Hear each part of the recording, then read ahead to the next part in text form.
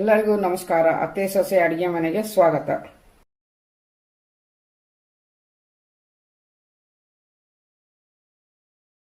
ಈ ವಿಡಿಯೋದಲ್ಲಿ ಚಳಂಬ್ರಿಕಾಯಿ ಪಲ್ಯ ಹೇಗೆ ಮಾಡೋದು ಅಂತ ತೋರಿಸ್ಕೊಡ್ತೀನಿ. ಬೇಕಾಗುವ ಸಾಮಗ್ರಿಗಳು: ಜೀರಿಗೆ 1 ಸ್ಪೂನು, ಸಾಸಿವೆ 1 ಸ್ಪೂನು, ಸಾಂಬಾರ್ ಪೌಡರ್ 1 ಸ್ಪೂನು, ಅಲ್ಲ ಬೆಳ್ಳುಳ್ಳಿ ಪೇಸ್ಟ್ 1 ಸ್ಪೂನು, 1.5 ಸ್ಪೂನ್ ಉಪ್ಪು, ಕಡಲೆಬೇಳೆ 1 ಸ್ಪೂನು, ಅರಿಶಿನ ಪುಡಿ ಅರ್ಧ ಸ್ಪೂನು, ಕೊತ್ತಂಬರಿ ಸೊಪ್ಪು ಕಟ್ ಮಾಡಿ ಇಟ್ಕೊಂಡಿದ್ದೀನಿ. ಸಣ್ಣ ಬಟ್ಟದಲ್ಲಿ ಒಂದು ಮುಷ್ಟಿಯಷ್ಟು ಎಣ್ಣೆ, ಕರ್ಬೇವಿನ ಸೊಪ್ಪು, ಬೆಲ್ಲ, ಒಂದು ಅಡಿಕೆಯಷ್ಟು ಪೇಸ್ಟ್, ಮೆಣಸಿನ್ಕಾಯಿ ಪೇಸ್ಟ್. ಇದು ಒಂದು 10ರಿಂದ 12 ಮೆಣಸಿನ್ಕಾಯಿ ಇದು ರುಬ್ಬಿರೋದು. ಇದು 1 ಸ್ಪೂನಷ್ಟು ಉದ್ದಿನಬೇಳೆ. ಈ ಥರ ಚೌಳೆಕಾಯಿ ಇರುತ್ತೆ. ಈ ಥರ ಚೆನ್ನಾಗಿ ತೊಳೆದ್ಬಿಟ್ಟು ಈ ಥರ ಸಣ್ಣದಾಗಿ ಕಟ್ ಮಾಡಿ ಇಟ್ಕೊಂಡಿದ್ದೀನಿ. ಈ ಥರ ಕೊಬ್ಬರಿ, ಈರುಳ್ಳಿ ದಪ್ಪದ 2, ಅರ್ಧ ಬಟ್ಲ ಕೊಬ್ಬರಿ. ಇದು ಕುಕ್ಕರ್ ಇಟ್ಕೊಂಡಿದ್ದೀನಿ. ಅದಕ್ಕೆ ಸ್ವಲ್ಪ ಎಣ್ಣೆ ಹಾಕ್ಕೊಳ್ತೀನಿ ಒಗ್ಗರಣೆಗೆ. ಎಣ್ಣೆ ಕಾದಿದೆ, ಸಾಸಿವೆ ಹಾಕ್ಕೊತೀನಿ, ಜೀರಿಗೆ ಹಾಕ್ಕೊತಾ ಇದ್ದೀನಿ, ಉದ್ದಿನಬೇಳೆ, ಕಡಲೆಬೇಳೆ ಸ್ವಲ್ಪ ಕೆಂಪಗಾಗಲಿ. ಇದು ಎಲ್ಲ ಮಿಕ್ಸ್ ಮಾಡ್ಕೊಳ್ಳೋಣ ಈ ಥರ ಚೆನ್ನಾಗಿ. ಕಡಲೆಬೇಳೆ ಉದ್ದಿನಬೇಳೆ ಎಲ್ಲ ಆಗಿದೆ. ಅದಕ್ಕೆ ಈರುಳ್ಳಿ ಮಿಕ್ಸ್ ಮಾಡ್ತಾ ಇದ್ದೀನಿ. ಈಗ ಇದು ಸ್ವಲ್ಪ ಚೆನ್ನಾಗಿ ಕೈ ಹಾಕ್ಕೊಳ್ರಿ.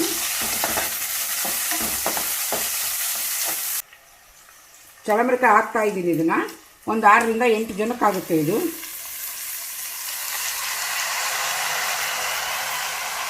ಮಿಕ್ಸ್ ಮಾಡ್ಕೊಳ್ರಿ. ಹಿಂಗೆ ನೀವು ಈರುಳ್ಳಿ ಇನ್ನೂ ಜಾಸ್ತಿ ಬೇಕು ಅಂದರೂ ಕೂಡ ಹಾಕ್ಕೋಬೋದು. ಇದಕ್ಕೆ ಚೆನ್ನಾಗಿ ಮಿಕ್ಸ್ ಮಾಡ್ಕೊಳ್ರಿ. ಈ ಥರ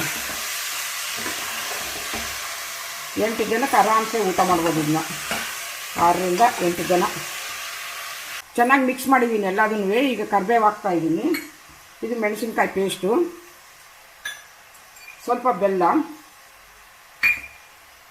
ಅಲ್ಲ ಬೆಳ್ಳುಳ್ಳಿ ಪೇಸ್ಟು, ಅರಿಶಿನ ಪುಡಿ, ಉಪ್ಪು, ಸಾಂಬಾರ್ ಪೌಡ್ರು ಎಲ್ಲದನ್ನು ಹಾಕಿದ್ದೀವಲ್ಲ. ಸ್ವಲ್ಪ ಹಿಂಗೆ ಮಿಕ್ಸ್ ಮಾಡ್ಕೊಳ್ರಿ ಚೆನ್ನಾಗಿ. ಈ ಥರ ಮಿಕ್ಸ್ ಮಾಡ್ಕೊಂಡ್ಬಿಟ್ಟು ಈ ಥರ ಚೆನ್ನಾಗಿ ಮಿಕ್ಸ್ ಮಾಡ್ಕೊಳ್ರಿ. ಇದು ಈ ಥರ ಚೆನ್ನಾಗಿ ಮಿಕ್ಸ್ ಮಾಡ್ಕೊಂಡಷ್ಟು ಎಲ್ಲ ಕಡೆ ಕಲಿಯುತ್ತೆ ಅದು. ಇಲ್ಲಾಂದರೆ ಮಧ್ಯಕ್ಕೆ ಒಂದೇ ಕಡೆ ಕುತ್ಕೊಂಡ್ಬಿಡುತ್ತೆ ಅದು. ಈ ಥರ ಚೆನ್ನಾಗಿ ಮಿಕ್ಸ್ ಮಾಡ್ಕೊಂಡು ಸ್ವಲ್ಪ ನೀರು ಹಾಕ್ಕೊಂಡಿಲ್ಲ. ಒಂದು ಅರ್ಧ ಲೋಟದಷ್ಟು ನೀರು ಹಾಕ್ಕೊತಾ ಇದ್ದೀನಿ. ಒಂದು 2ರಿಂದ 3 ಕೂಗಿಸ್ರಿ. ಇದನ್ನು ಚೆನ್ನಾಗಿ ಮಿಕ್ಸ್ ಮಾಡಿಬಿಟ್ಟು ಮತ್ತೆ 2ರಿಂದ 3 ಕೂಗಿಸ್ಬೇಕು ಇದನ್ನ ಕುಕ್ಕರಲ್ಲಿ. ಮಿಕ್ಸ್ ಮಾಡಿದ್ದೀನಿ ಚೆನ್ನಾಗಿ. Whistle cooker ಮುಚ್ಚಿಡ್ತೀನಿ. 3 ವಿಷಲ್ ಆದಮೇಲೆ ಯಾವ ಥರ ಆಗಿದೆ ಅಂತ ತೋರಿಸ್ತೀನಿ.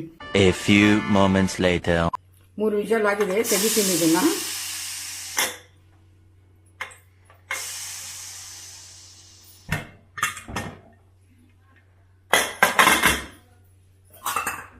ಈ ಥರ ಬಂದಿದೆ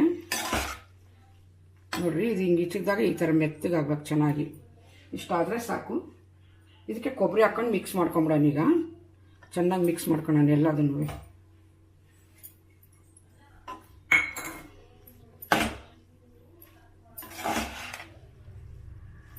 ಬಿಸಿ ಇದ್ದಾಗ ಈ ಥರ ಚೆನ್ನಾಗಿ ಮಿಕ್ಸ್ ಮಾಡ್ಕೊಂಬಿಡ್ರಿ ಚೆನ್ನಾಗಿ. ಮಿಕ್ಸ್ ಮಾಡ್ಕೊಂಡಾದ್ಮೇಲೆ ಇದಕ್ಕೆ ಸ್ವಲ್ಪ ಕೊತ್ತಂಬರಿ ಸೊಪ್ಪು ಹಾಕೊಳ್ರಿ. ಇದನ್ನು ಇದ್ರ ಜೊತೆಗೆ ಹಿಂಗೆ ಮಿಕ್ಸ್ ಮಾಡ್ಕೊಂಬಿಡ್ರಿ ಎರಡನ್ನೂ. ಚಳಂಬ್ರಿಕಾಯಿ ಪಲ್ಯ ರೆಡಿ ಇದೆ. ಬಿಸಿ ರೊಟ್ಟಿ ಜೊತೆಗೆ, ಚಪಾತಿ ಜೊತೆಗೆ, ಅಕ್ಕಿ ರೊಟ್ಟಿ, ರಾಗಿ ರೊಟ್ಟಿ, ಸಜ್ಜೆ ರೊಟ್ಟಿ ಜೊತೆಗೆ ತಿನ್ನೋಕ್ಕೆ ಚೆನ್ನಾಗಿರುತ್ತೆ. ಅನ್ನದ ಜೊತೆಗೂ ಸೈಡ್ ಡಿಶಾಗಿ ಚೆನ್ನಾಗಿರುತ್ತೆ. ನೀವು ಮನೇಲಿ ಮಾಡ್ಕೊಳ್ಳಿ. ಹೇಗಿದೆ ಅಂತ ಕಮೆಂಟ್ ಮಾಡಿ.